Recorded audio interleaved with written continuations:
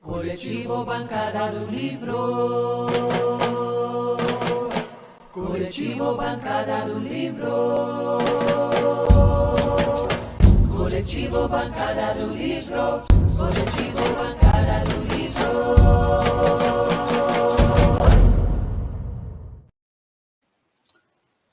Olá, nós estamos aqui mais uma vez, nosso programa aqui no Coletivo Bancada do Livro. Lembrando que nós temos programação ao vivo todos os dias, de segunda a sexta. Especialmente esse programa nosso, ele é gravado, ele vai ao ar no próximo dia 1º de abril, às 19 horas. Então, mas durante toda a semana nós temos programas ao vivo, aqui com os membros aqui do nosso Coletivo Bancada do Livro. Vou apresentar aqui hoje, nós temos uma proposta para hoje, que é tentar fazer uma análise de conjuntura do mês de março. Aí vai estar comigo aqui o Serginho. Fala, Serginho. Boa noite, estamos firmes, Aldir e Cipriano. Fala, Cipriano. Olá, Sérgio. Olá, Exaldir. Olá, amigas e amigos do Coletivo Bancada do Livro. Estamos aí mais uma vez, agradecer a oportunidade para a gente fazer aqui uma conversa sobre a realidade em que vivemos, para dar a contribuição no sentido de melhorar o lugar em que pisamos. Beleza. Então, como eu havia dito, o nosso propósito hoje é fazer a discussão sobre os apontamentos aqui de conjuntura do mês de março. Lembrando que hoje nós estamos aqui estreando no 1º de abril, então nós vamos tentar fazer aqui a conjuntura aqui do mês de março. A proposta aqui foi de dividir mais ou menos em quatro blocos, né? Juntamos os principais apontamentos aqui, dividimos em 4 blocos, um mais relacionado à questão da economia, com o PIB, outros mais gerais, outro também, esse mês de março teve muita ação aí da extrema-direita, então tem algumas coisas ligadas à extrema-direita, e também algumas coisas ligadas ao mercado. Então, nós dividimos em 4 blocos. Eu vou apresentar aqui as principais chamadas aí que teve na imprensa, lembrando que não é em ordem linear, né? Juntando aí nesse bloco, como eu havia dito. Pois bem, logo aqui deixa eu modificar isso aqui, ver se dá certo assim. Não, aqui não ficou bom. Esse aqui mesmo. Então, logo no começo do mês de março, apresentou, então, o PIB do ano passado, né, de 2023, que teve uma alta aí de 2,9%, bem acima do que era esperado pelo mercado, mas é claro que a notícia ela é sempre para jogar para baixo, né? Então, veja aqui a manchete: PIB do Brasil fecha 2023 com alta de 2,9%, mas fica estagnado no segundo semestre. Então, tem que ter uma cunha negativa, né? Aqui, essa manchete é da Folha de São Paulo, inclusive aqui na submanchete aqui, tá? A economia nacional tem desempenho nulo nos 2 últimos meses, 2 últimos trimestres do ano, diz o IBGE. Então, quer dizer, na verdade, essa é a tônica aí da imprensa, né? Tem uma notícia legal, boa, mas joga para baixo e tal. Ainda nesse bloco aqui, a gente vai trazer uma outra que está ligada a isso também. Isso aqui já é de um outro portal, que é o Nexo, né? Já faz uma proposta um pouco diferente. Está questionando qual foi o papel do governo Lula na alta do PIB de 2023. Aí tá, o Produto Interno Bruto cresce 2,9% no primeiro ano do terceiro mandato do presidente Lula.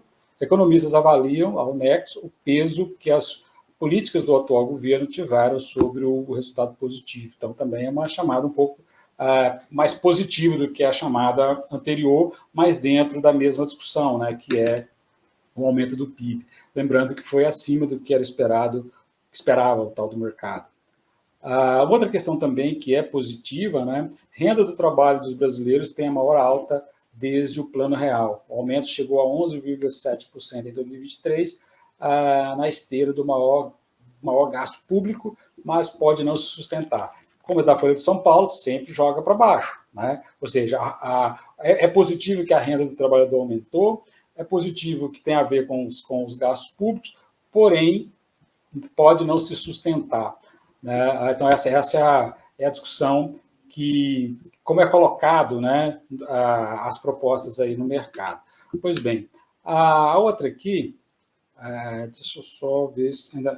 sim, mais uma aqui.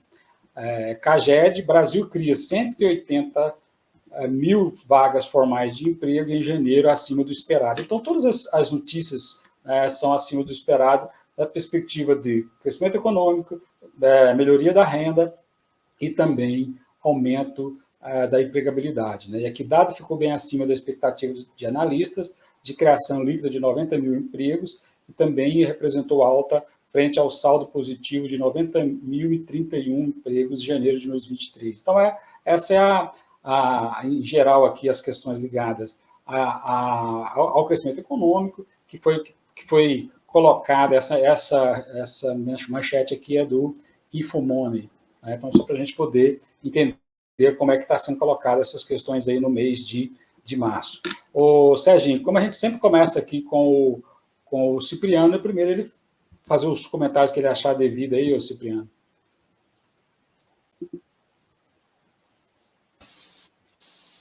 Olá, Sérgio. Olá, Isaldir. Olá, amigas e amigos do coletivo Bancada do Livro.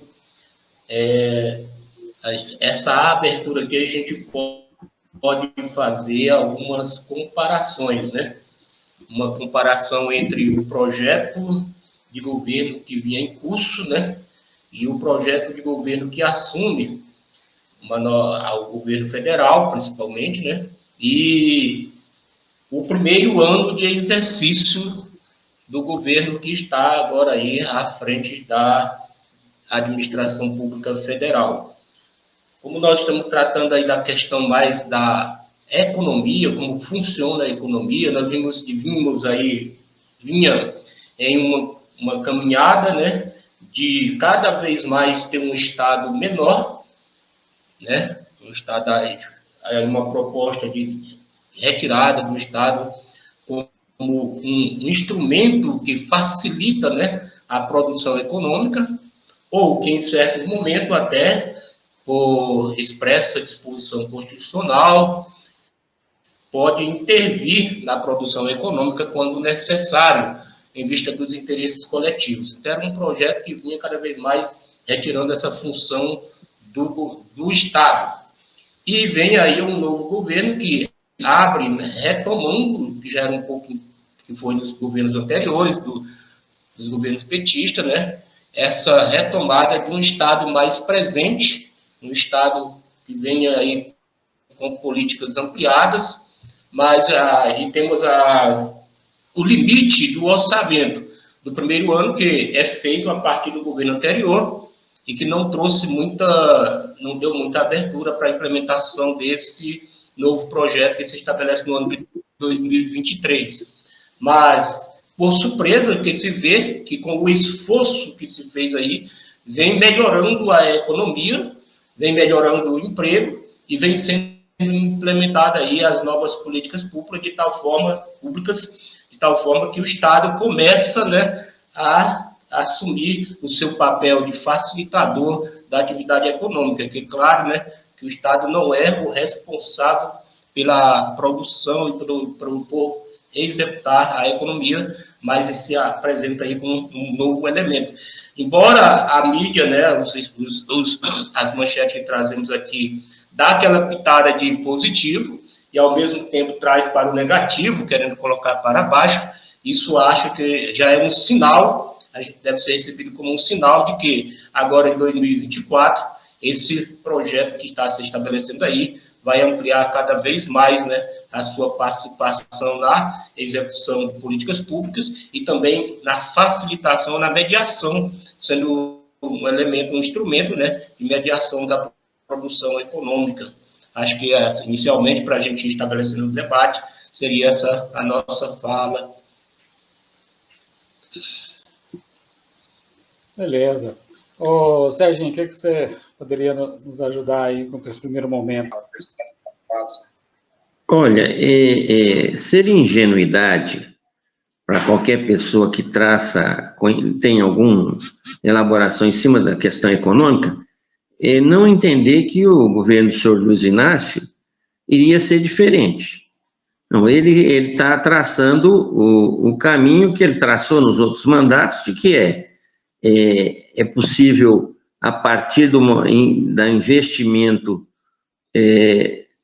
dos setores que têm necessidade de consumir. Então, ele adotou políticas públicas, né, corretas, do ponto de vista para os setores menos privilegiados da sociedade, e isso, claro, gera um fator de consumo. Isso é o modelo econômico, é o básico, e assim, não dá nem para comparar com governos anteriores, porque o ministro da Economia do governo passado é desqualificado, então não dá nem para discutir. Um cara que estudou lá nas beiradas dos Estados Unidos,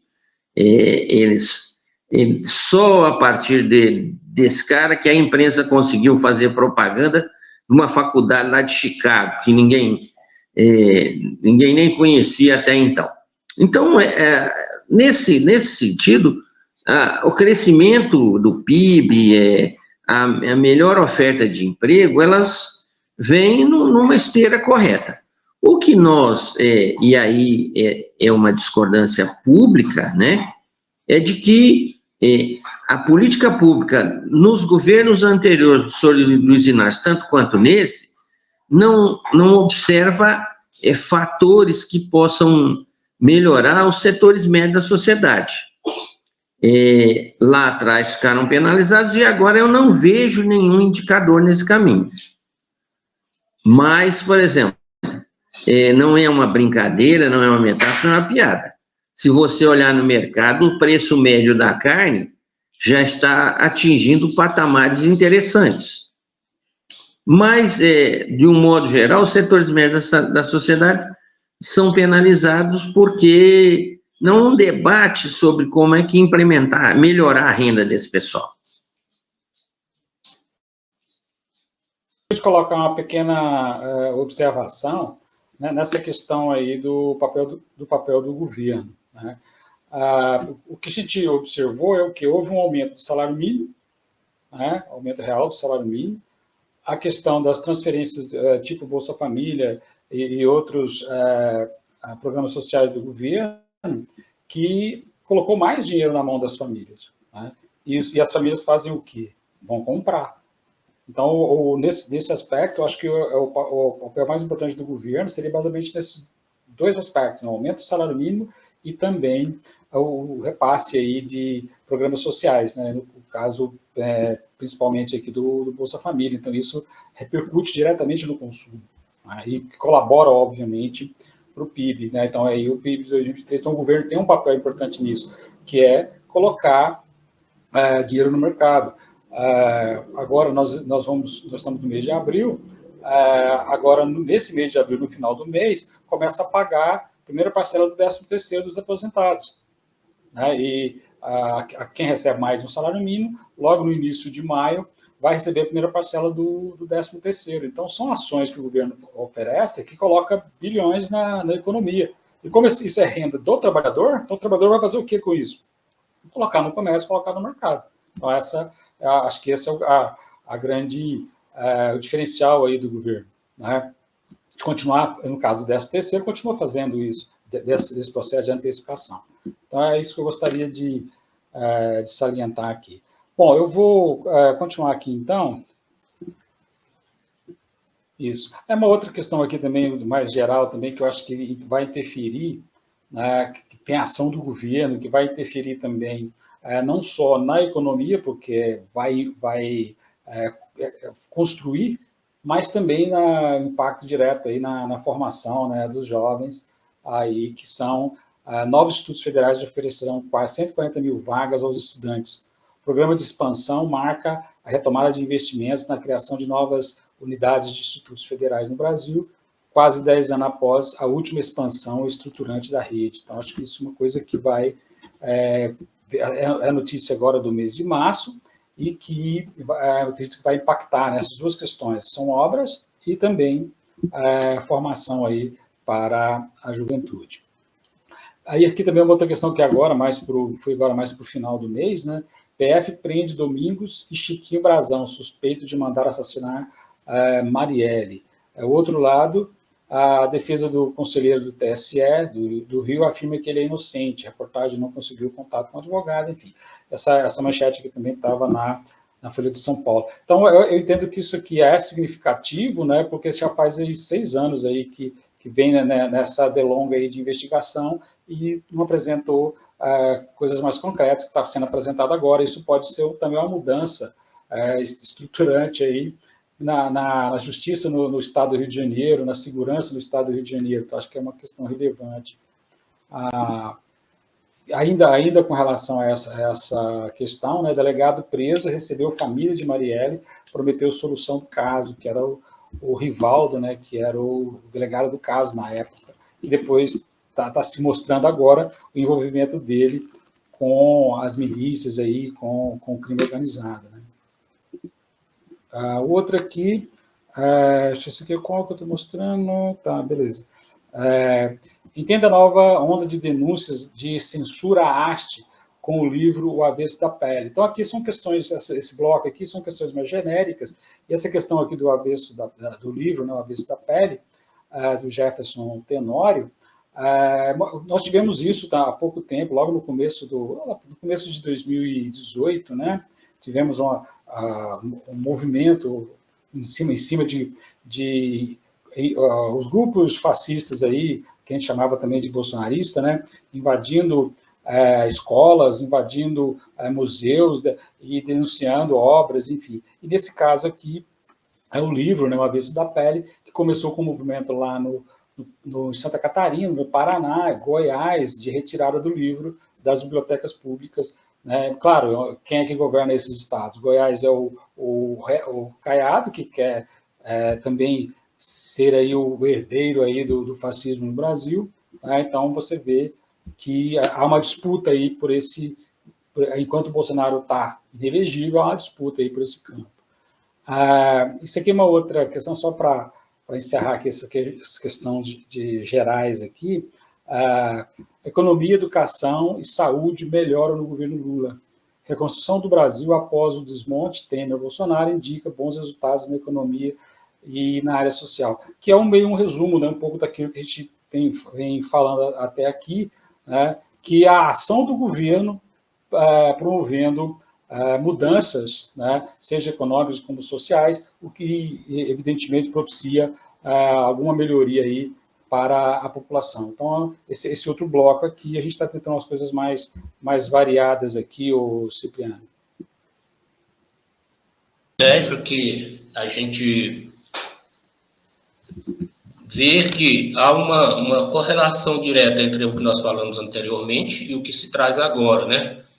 Vejo que, como traz aí o Sérgio, a saída pelo consumo, ela certamente produz a necessidade até de maior produção, né? Maior produção em todos os sentidos, a partir do setor primário, que quando se chega melhora o poder aquisitivo, distribui mais a renda, ou participa mais da renda, vejo que a gente tem os outros dados sobre o aumento, né, da empregabilidade, que seria a participação na renda, com mais emprego, e vem com os novos planos, né, do governo de retomada dos PACs, né, isso vai gerando mais emprego, mais participação na renda e mais busca do consumo. E até um impacto que a gente vê que os dados anteriores traz que nos últimos bimestres do ano teve um menor crescimento da economia e até mais por uma questão de talvez até uma retração dos brasileiros em vista de garantir com o acesso a 13º, aquele a mais, o pagamento das dívidas que chegam, né, no início do ano seguinte. Então, pode ter havido isso. E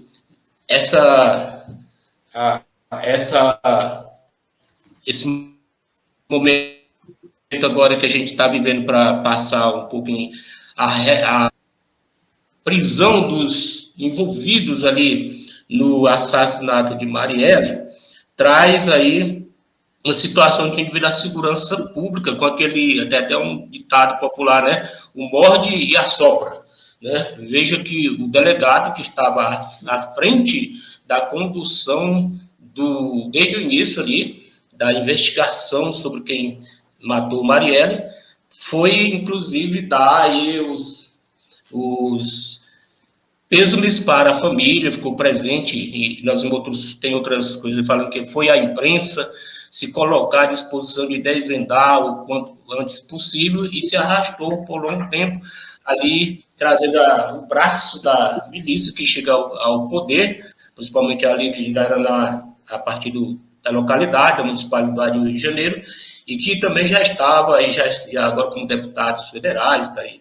Então já está também presente. Isso nós temos é um longo período, um período histórico que o Brasil vem passando, que a partir da ocupação,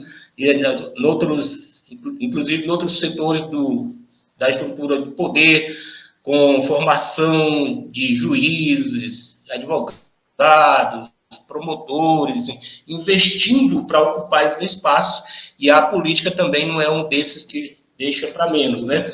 E há, inclusive, aí um documentário que está na Globoplay, que é sobre a questão do jogo do bicho e o domínio do poder no Rio de Janeiro, né? E agora a gente vem evoluindo, né? O Estado se ausenta e a presença dessas organizações e vem evoluindo, e agora tem as milícias aí que ocupam a função do Estado aí nas periferias. O Rio de Janeiro é um exemplo, mas todo o Brasil tem essa situação. Inclusive aqui Uberlândia, que nós somos uma cidade média, né, tem alguns pontos da cidade que tem isso também. Então, aí se vê aí, vamos para onde vai a ação, se de fato ou vai se chegar à condenação, e se isso é, de fato, uma resposta à sociedade brasileira ou uma resposta de mídia, né? O fato é que agora tem um certo alívio aí em relação a essa, e vejo, né, que foi uma promessa do governo Lula, eu queria estabelecer aí com a parte do Flávio Dino, que seria uma prioridade desse governo chegar a isso. E tivemos outros ministros, como é o caso do próprio Sérgio Moro, que ficou em cima dessa situação e sem chegar a um esclarecimento. Então, pelo menos uma resposta ainda que pontual, né? O que deveria ter em outros casos também, de pessoas defensoras dos direitos humanos, defensoras das minorias, e que são executadas e que não têm uma resposta. Esses dias mesmo, o Maranhão teve a morte de 2 líderes quilombolas e um líder indígena, né? E vejo que por estar numa região que fora do eixo central brasileiro, quase não aparece nem na mídia, né?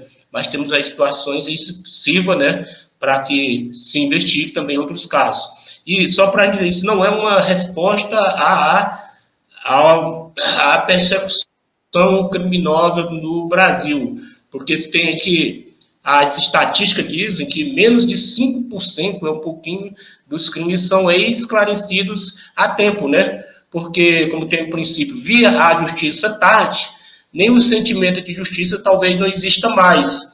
Então, tem que ser uma resposta rápida para que se tenha essa sensação de justiça em caráter imediato, não tardando tanto. Essa ainda foi pouco.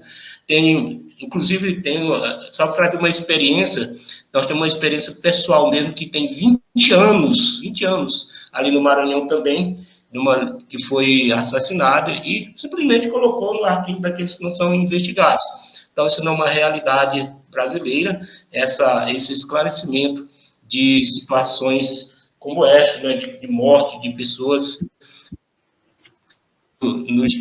pelo Estado brasileiro. Mas já é uma esperança de que, a partir daí, se desvende o crime que tem, esse crime que tem um viés político. E veja, eu queria só para fechar, esse fato aqui, porque veja como a própria milícia traz aí, né, a infiltração de uma pessoa no pessoal para uma maneira de imputar à própria vítima, né, a sua responsabilidade, querendo cavar aí uma responsabilidade da própria vítima por ter chegado à sua morte, né? Então, vejo como nós temos aí uma estrutura de segurança pública viciada ali no Rio de Janeiro e que também se repete em outros estados brasileiros, como foi o caso aqui, nós falamos aqui de Varginha, né? Varginha aqui, que tivemos esse dia também de esclarecimento aí, que houve uma situação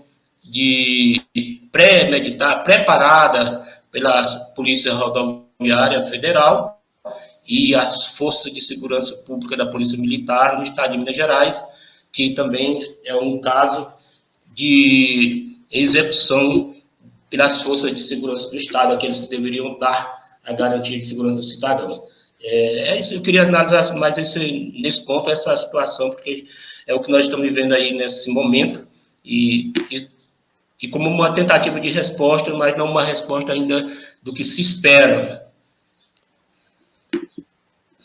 Beleza, também expandiu aí também a informação, né, trazendo outros casos aí de impunidade, enfim. Serginho. Bom, às vezes a gente tem que ser curto e grosso, igual charuto. Primeiro, os indicadores do governo que você nos traz é importantíssimo, né? Ou seja, economia, saúde e educação estão tendo saldos positivos. Via de regra, a gente não tem esse negócio de institutos federais, mas tem também na saúde, quer dizer que a população começou a se vacinar. Os números de vacinação estão aumentando. Então, essa é uma questão. Na questão da violência, a gente tem que, eu sempre falo que transformar casos em mártires não são bons. O problema da justiça é no país. No país. Senão a gente começa a setorizar locais e achar que não. O problema da justiça é do país, o judiciário tem uma estrutura muito bem montada, financeiramente bem, mas não atende de fato a população como devia. É só você olhar, fui sindicalista durante muitos anos, tem processo que eu já tenho mais de 15 anos que larguei o movimento sindical, continua rodando aí na Justiça do Trabalho e agora nos fóruns estaduais e depois no Supremo Tribunal e do mesmo jeito. Então, não é uma coisa específica, tem que entender isso. Agora, foi bom desbaratar esse fato? Foi. Então, por que não setorizar? Porque, afinal, fica achando que a solução é num local só, e não é essa a questão. A questão é nacional, a questão é do judiciário que é equivocado. Gostaria de fazer um destaque nesse bloco aqui, quando a gente apresenta aqui o investimento do governo federal nos IFETs, né, nos institutos federais. Eu acho que isso é impactante em termos de conjuntura, principalmente na questão da educação, porque uma coisa é os estados oferecer educação de qualidade, os estados oferecer plano de carreira adequado aos professores. Quer dizer, os municípios da mesma forma, né? Se os municípios vão também oferecer plano de carreira, se vão oferecer condições de trabalho, se vão oferecer educação de qualidade. Acho que isso é o que nós queremos. Então, o governo, ao invés de convencer os estados, convencer os municípios disso, o governo está entrando diretamente nessa concorrência que é os institutos federais, vai oferecer educação profissionalizante na nível de ensino médio e também é possível, esses institutos também oferecem cursos de nível superior. Então, acho que isso, sim, acredito que é uma questão que vai impactar os processos educacionais pelo Brasil afora, uma vez que esses 100 institutos serão distribuídos aí pelo país, né, pelas regiões, isso pode impactar, a meu ver, uma melhoria na educação pública, né, não só na estrutura para os professores, na qualidade para os alunos, né, e nas melhores condições também tanto para os alunos como para os professores. Eu acredito muito que essa é entre aspas, uma competição que o governo vai fazer no campo do ensino médio e também do ensino superior em todo o Brasil. Eu acho isso bastante positivo. Então, vou apresentar mais algumas... antes de apresentar, eu gostaria de colocar aqui, começa agora no próximo sábado, dia 6, o nosso seminário de 2024. Então, tem uma chamada aqui, até vou puxar aqui para mim mesmo, eu vou colocar a chamada que eu gravei. Olá, eu sou o professor Isaldir Diniz, membro aqui do CBL, convido você para participar do nosso seminário de 2024, com o tema Os Movimentos de Resistência à Ditadura Militar no Brasil, que irá acontecer no mês de abril, nos dias 6, 13, 20 e 27 de abril. O evento será online e gratuito, com expedição de certificado pela UFO, a Universidade Federal de Uberlândia. Para participar e receber o certificado, inscreva-se preenchendo o formulário através do QR Code ou digite o link.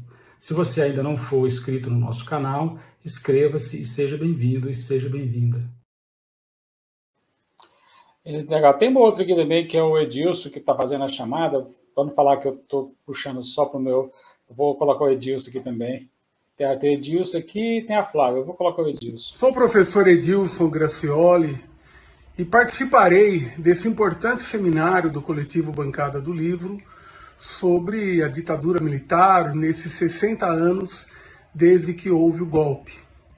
No dia 6 de abril, apresentarei a primeira parte dessa atividade de formação política e eu analisarei a conjuntura em meio à qual se deu o golpe militar de 1964. Quero convidar você a participar, divulgar essa atividade, enfim, creio que seja um momento bastante importante para o aprofundamento do conhecimento sobre essa página infeliz da nossa história. Então é isso aí, nós vamos fazer esse seminário, né, que é um evento que vai ser em quatro finais de semana aí durante o mês de abril, e é muito importante aí você fazer a inscrição e também participar, né, até porque é possível ter certificado aí oferecido pela Universidade Federal de Uberlândia. Pois bem, dando continuidade aqui então aos nossos apontamentos, vou colocar aqui, a gente vai fazer um bloco agora mais voltado a essas questões aí da extrema-direita. A ascensão da extrema-direita, a força política-chave em Portugal. O partido Chega fica em terceiro lugar nas eleições para o parlamento português e se torna peça fundamental para a Aliança Democrática, a coalizão que conquistou o maior número de assentos. Então, o Portugal, que tinha um governo de maioria socialista, agora a maioria vai ser de centro, né, com possibilidade aí de participação também da extrema-direita. Como não teve maioria, vai ser um negócio bem complicado, né? Então, de formar um governo em Portugal. Aí, nessa linha também, bolsonarista imita direitas latinas e tenta emplacar nos Estados Unidos denúncia de perseguição. O grupo participa de audiência no Congresso americano sobre o Brasil, mas a iniciativa foi barrada por democratas. Então, eles tentaram. Aqui tá, essa imagem aqui está do Bolsonaro, lá, filho do deputado ou senador, sempre faço a confusão. Eles foram aos Estados Unidos, pediram para participar no Congresso. A princípio foi dado a eles a espaço, mas depois o Congresso, os democratas, né, rechaçaram a proposta e eles tiveram que fazer uma fala à imprensa, sem imprensa, no meio da rua. Na verdade, não tinha imprensa nenhuma, essa foto aí está bem focada, não tinha imprensa nenhuma, mas são as ações que a extrema-direita tem feito, né? No caso de Portugal, a extrema-direita cresce bastante. No Brasil, a extrema-direita está aí, a gente tem observado aí, continua forte, mesmo sem Bolsonaro, mesmo com Bolsonaro inelegível. Então, mas eles precisam de fazer agenda, né? Fazer pauta. Aí os caras vão para os Estados Unidos tentar fazer pauta. Isso tem acontecido também com de outros países também, não só do Brasil, né? Esse aqui também é uma ação da extrema-direita. Tarcísio e Caiado visitam Netanyahu em Israel e cutucam o governo Lula. Reunião dos governadores com o primeiro-ministro acontece semana após crise diplomática entre Brasil e Tel Aviv. Então, na verdade, não chegou nem a ter uma crise diplomática, né? O Brasil não rompeu com Israel, apenas acusou o governo de genocídio, enfim. E aí essa foto aí é emblemática para mostrar como que a extrema-direita, principalmente essa extrema-direita neopentecostal, né? O Caiado não é tanto neopentecostal assim, mas está tentando incorporar essa extrema-direita neopentecostal, que a gente precisa até depois fazer uma discussão sobre isso aqui no nosso canal, como que eles se apropriaram dessa história de Israel, né? Como que a extrema-direita neopentecostal se apropriou, né, de Israel, da bandeira de Israel, enfim, né? E aqui, isso aqui já é uma outra... vou deixar para depois. Então, a gente vai ficar agora, nesse momento aqui, ô Cipriano, com esse foco aqui nessas ações da extrema-direita aí, Cipriano.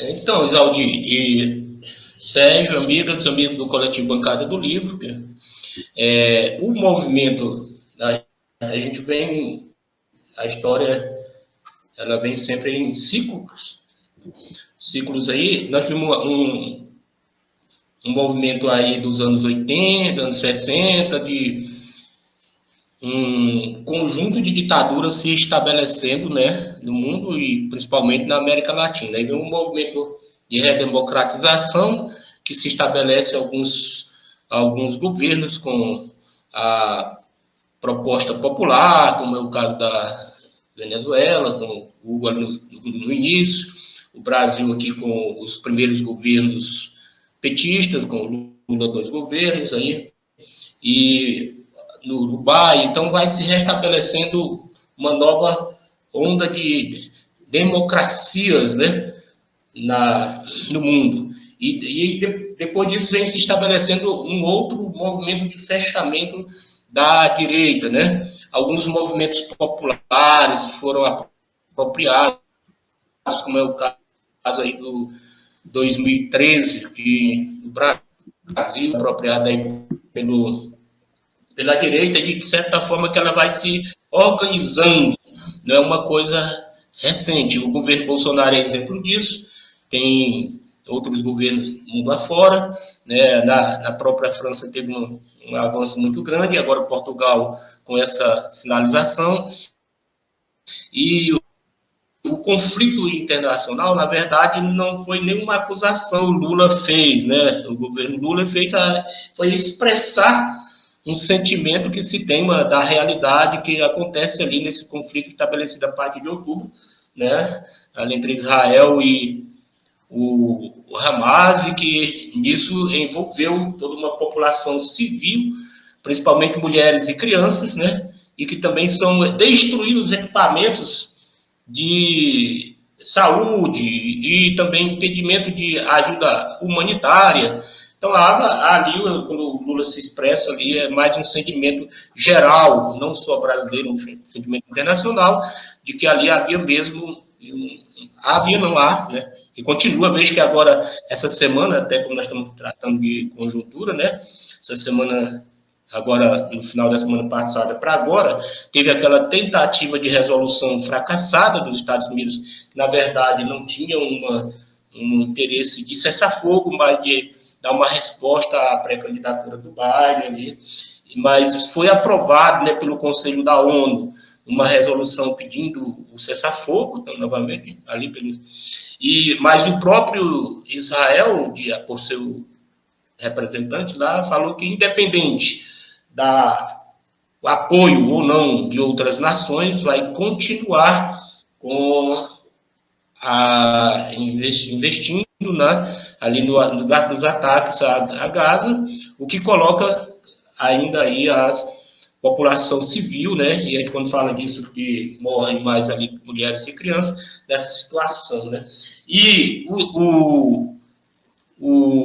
trazendo aqui para essa questão dessa expressão ali do movimento bolsonarista, né, nos Estados Unidos, para acusar ali, vejam como há uma situação de tentar desinformar, dizendo que no Brasil há uma perseguição a esse movimento, né, antidemocrático, e essa manifestação que tivemos aí também em São Paulo, né? Mas isso dá para a gente dizer, Isaldir, pensar o outro, que tem esses dois campos, que é o campo progressista, o campo da direita com a extrema-direita, dizer que há um refluxo do movimento de esquerda, dos movimentos sociais, de manifestação, no contraponto a isso que foi a tentativa, né, de se fazer imediatamente uma resposta ao movimento de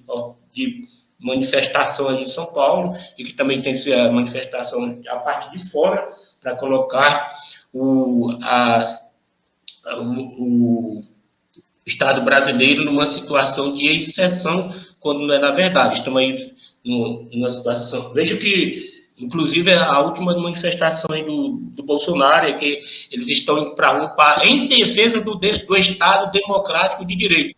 Mas que defesa de Estado democrático de direito, quando ele esteve aí esse tempo todo estabelecendo um retorno à ditadura, inclusive com elogios aos ditadores, né? Então, não há uma desinformação também, mas o que se tem que dizer, para a gente concluir aqui nessa fala, é que há um movimento organizado, né, e orgânico que está avançando e que permanece aí inserido na sociedade brasileira, e que tem uma teia internacional.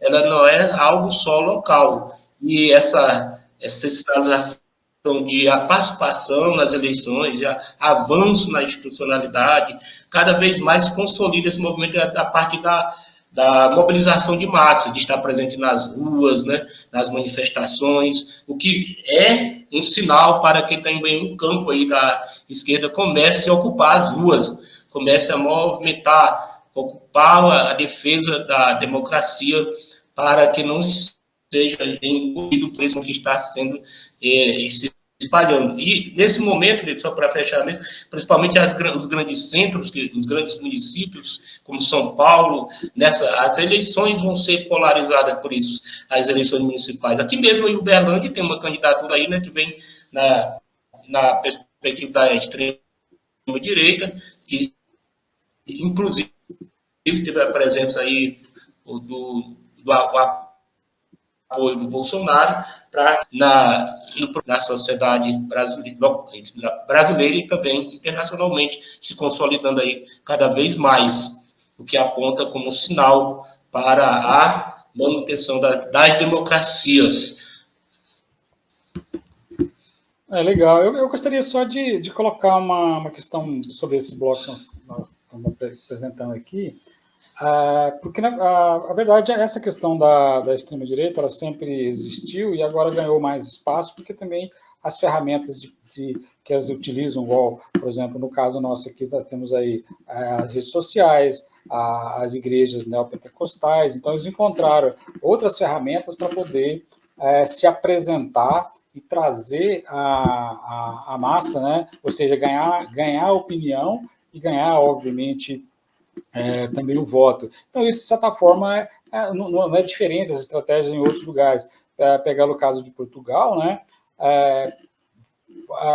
Os caras são xenófobos, faz a luta contra a imigração, inclusive tem alguns deputados, acho que 2 deputados que se elegeram são brasileiros, imigrantes, e o cara é contra os imigrantes, né? Coloca um punhado de termos pejorativos para os imigrantes brasileiros, né? Então, essa é a forma que eles encontraram de atrair essas pessoas, né? No caso do Brasil, essa extrema-direita ela encontrou um campo, né, que é da xenofobia também, né?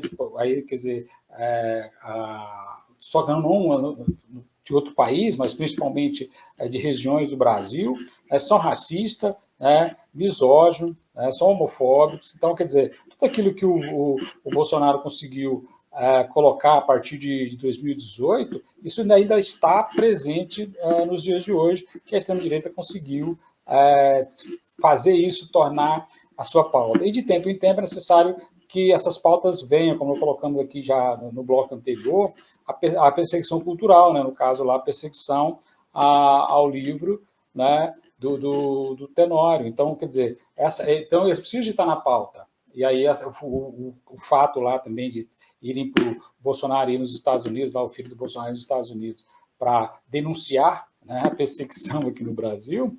Então, isso é a prática. Né? Isso tem respaldo, né? Eles conseguem atrair pessoas para essas pautas. Então, acho que isso é o que eu gostaria de observar. Eu vou continuar aqui, o Serginho caiu aqui, o Cipriano, então, mas vamos para frente.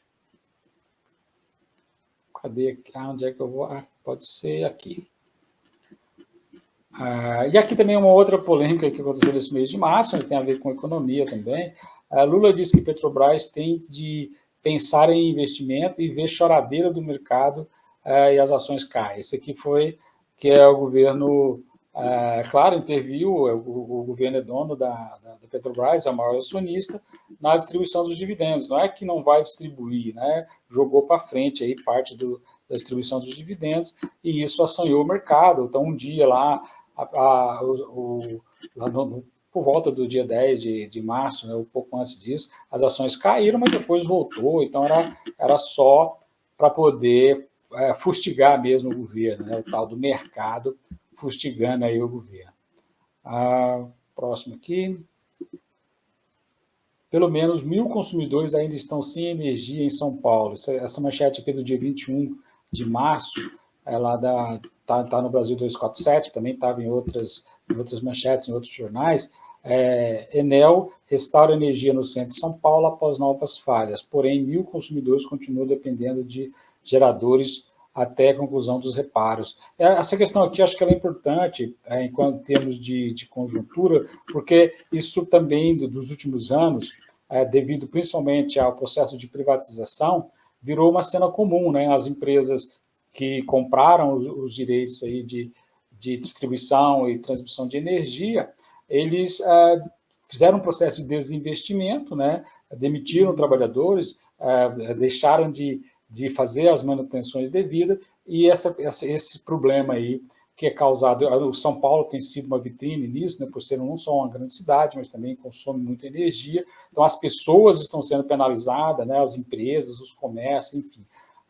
Eu me lembro, na época que estava em voga, hospitais, né, que com dificuldade para manter os seus geradores, quer dizer, o hospital tem o gerador, mas ele não mantém energia em todo o hospital, é só nos setores chamados críticos, né? Então, essa aqui é uma questão também que eu acho que impacta em termos de conjuntura, que é as consequências aí do processo de privatização, né? A falta de privatização, principalmente no setor estratégico, aí, como é o setor elétrico. O outro aqui, BC reduz Selic para 10,75 ao ano e pode mudar o ritmo de cortes. Na verdade, parece que ainda vai ter mais a possibilidade de mais um corte. Agora, no mês de abril já foi com corte, né? No mês de março foi com corte e abril também deverá ser com corte. Essa taxa básica tende a manter ainda de queda, e o que está acontecendo também em outros países também, na Europa, os Estados Unidos também, aqui mesmo fala, né? Compõe diminuir taxa básica em meio a meio ponto percentual, prevê corte da mesma magnitude somente na próxima reunião. A autoridade monetária dos Estados Unidos fala em reduzir juros até o fim de 2024. Então, parece que é uma tendência aí. Isso tem uma queda de braço aí do governo contra o presidente do Banco Central, né? Essa política de juros altos aí que o Brasil tem apresentado. Uma outra coisa que... esse aqui é o último. Então, esse bloco nosso aqui, final aqui, o Cipriano, tem mais esses 3 slides aqui, mais focando aí essas questões de mercado, Cipriano. Então, Isaldi, a gente pode ver nessa última intervenção aqui, a gente pode pensar o seguinte, olha, primeira coisa, a privatização, né, dos serviços públicos, que é um processo que vem cada vez mais mas para a gente já não há mais o que públicos em algumas esferas, né? E como fica a qualidade desse serviço uma vez privatizado? A primeira coisa é que o Estado cria toda a estrutura do serviço, veja a questão das estradas, que é um exemplo mais claro, né? Cria toda a estrutura do serviço para depois privatizar. E uma vez privatizada, a primeira coisa que se busca é o lucro. Aqui na região está bem claro, né, Isaldi, que algumas estradas aqui da região, estradas foram privatizadas, e o que se viu foi o aumento substancial dos pedágios, né?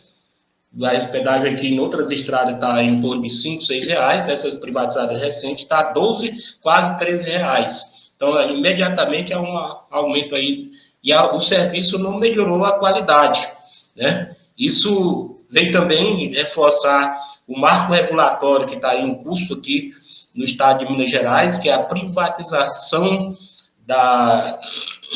do saneamento básico, né, marco regulatório do saneamento básico, que vem um projeto de privatização regionalizado. E há, inclusive, em Minas Gerais, um movimento agora contra as privatizações das estatais, né? Cemig, Copasa, dentre outras aí, que tem estar como um projeto do governo estadual. E veja que ali, quanto à Petrobras, não há uma retirada, mas colocando a empresa a serviço, né, de investimentos, desenvolvendo o seu papel social. Não vai diminuir um pouco a distribuição de dividendos. E isso vem, aí, somando aí com a taxa de juros, vem as coisas que vão se colocando contra o interesse do capital financeiro. Ou seja, daquele que sobrevive do juro mesmo. Hoje o capital ganhou esse viés, né? O capital financeiro que busca onde está melhor ou não, mas ainda é muito alta essa taxa, né? Porque é muito, há 7 e poucos, quase 8 ainda, por cento de remuneração do investimento no Estado brasileiro, a partir a necessidade que o Brasil tem de investir mais na produção, investir mais para que tenha um salto, né, no desenvolvimento econômico brasileiro. Isso estimula, né, a especulação imobiliária, a especulação financeira. Então, essa é a situação que a gente tem nesse momento, né? E o que se percebe é que, a partir daí, há um movimento de retirada desse interesse de manter o capital para a simples aplicação, a partir não incentivando, diminuindo a taxa Selic. Vamos ver se isso continua no processo de cada vez mais diminuindo, que ainda está muito alto. Então, dizer isso, né? Nós temos uma correlação aí entre investimento social e a busca da especulação financeira, e o Estado atuando aí nessa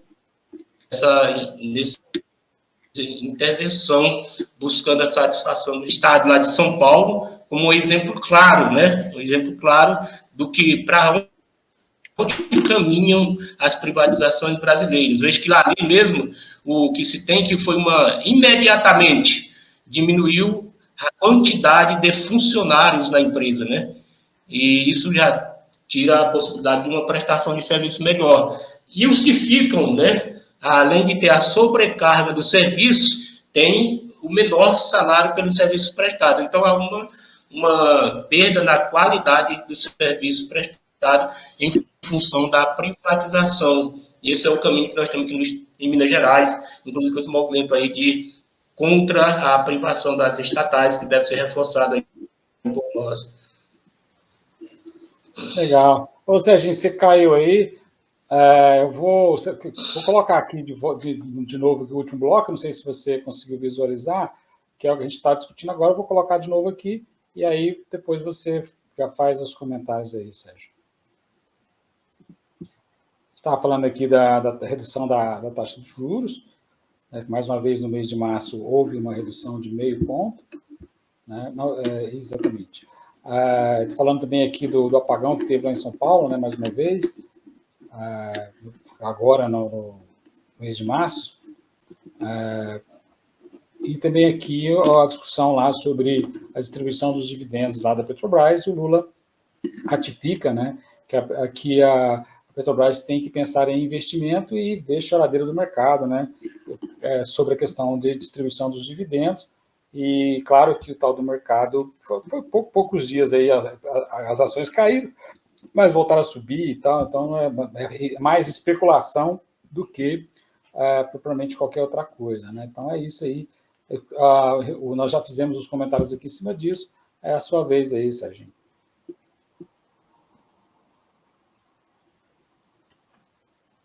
E como o governo é o maior acionista, há uma coisa que é o seguinte, é aquele ditado, aí governo sou contra.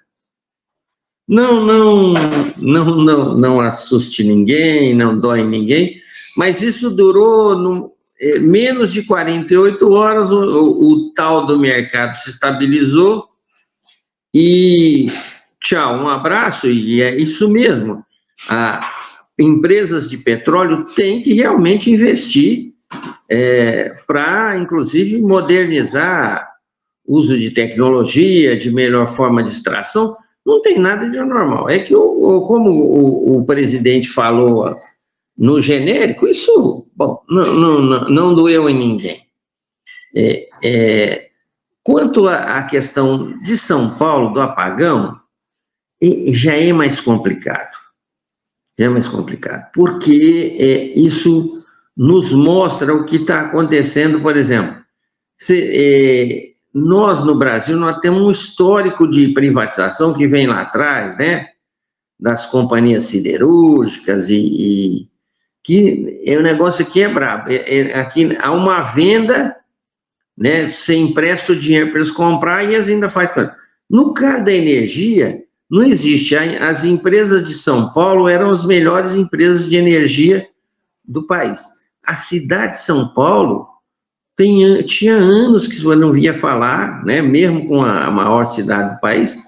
Agora, o que ocorre é um fenômeno, né? Que a empresa comprou, só quer ter lucro e deixa de investir. Única coisa que, por exemplo, às vezes eu tenho a preocupação, mas é um debate que a gente tem que fazer mais calmo, porque, por exemplo, o governo atual privatizou, já estava em andamento, ele deixou privatizar uma quantidade enorme de aeroportos. Por quê? Se lá mesmo chose. Então, assim, às vezes a gente faz um discurso aí e tal, mas tem que tomar cuidado, entendeu? Porque, inclusive, nós temos um exemplo aqui na nossa cidade, né, que o aeroporto de Uberlândia foi privatizado, e agora toda semana eles anunciam que vão construir um galpão grande, com um terminal parecendo aquele terminal internacional. Você sabe que é farofada, mas estão aí a dizer. O que nós temos é que é o seguinte, a gente tem que tentar setorizar, e aí tem que ser um debate forte, a população, e saber dialogar com a população.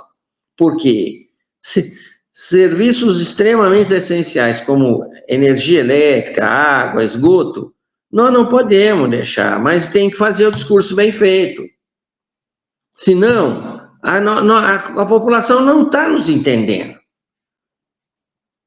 Não está. Se você perguntar para a população, e aí tem que conversar com o povo. Perguntar para o povo, eles não estão nos entendendo. Então, isso é uma complexo.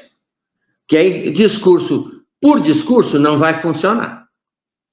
E, por último, a questão da Selic. Gente, sabe aquele negócio do casal que o marido não conversa com a mulher e vai lá e compra vende o carro velho e compra um carro? Assim parece a Selic. A Selic tomou um curso de cair no 0,5%, e agora, a última boletim lá do Banco Central parece que na próxima ainda cai 0,5% e depois tende a ter um recuo, que eles estão com medo da inflação, com medo disso, com medo daquilo.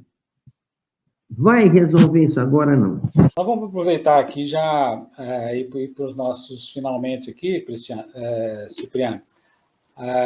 Eu acho que a gente deu conta, né, de apontar aqui algumas questões de conjuntura, fazer algumas conexões aqui, algumas reflexões. Entendo que foi positiva aqui a nossa fala, eu acho que deu para entender, né, as pessoas que assistem o Coletivo Bancada do Livro, e lembrando que nós temos uma programação vasta aí todos os dias, nós temos atividade ao vivo, né? Especialmente esse programa nosso não é ao vivo, nós temos várias atividades ao vivo durante toda a semana, e lembrar também que no sábado começa aí o nosso seminário, né, destacando aí a ditadura militar no Brasil. Então, Cipriano, posso fazer aí as suas despedidas finais aí, por favor? Então, Isaldir, Sérgio, né, amigas e amigos do Coletivo Bancada do Livro, que irão ver essa nossa fala de hoje, agradecer aí pela oportunidade de ter essa leitura de conjuntura, deixando aí o nosso abraço fraterno e a necessidade de construção de solidariedade, e dizer que a leitura da conjuntura sirva para manter acesa a esperança, né, de que a partir dessa leitura se possa melhorar o mundo em que vivemos e construindo aí a solidariedade entre nós. Até a próxima, e deixar o convite, né, reforçar aí, né, de participação aí no curso que vai debater o momento anterior à democracia atual, que foi a ditadura militar no Estado brasileiro. Isso também é um modo de compreender a conjuntura atual que estamos passando, até que foi objeto aqui hoje, né, Isaldir e Sérgio, que é esse movimento da direita aí na sociedade brasileira e de modo nacional e internacional. Deixar esse abraço mesmo e lembrar a todas e a todos uma boa Páscoa, né? Estamos na semana de Páscoa aí, que seja de fato o espírito pascual, que é a passagem para uma vida melhor, mais humana, mais fraterna e mais solidária.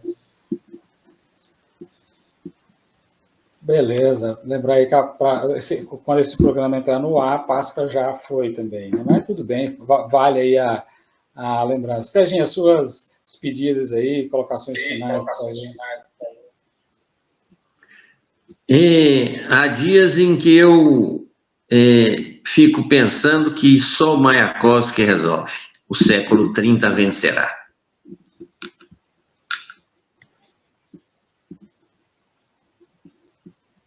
Tá certo. Bom, a gente agradecer muito aqui as pessoas que nos acompanham, né? É uma forma de você nos ajudar, é compartilhar nosso conteúdo, né?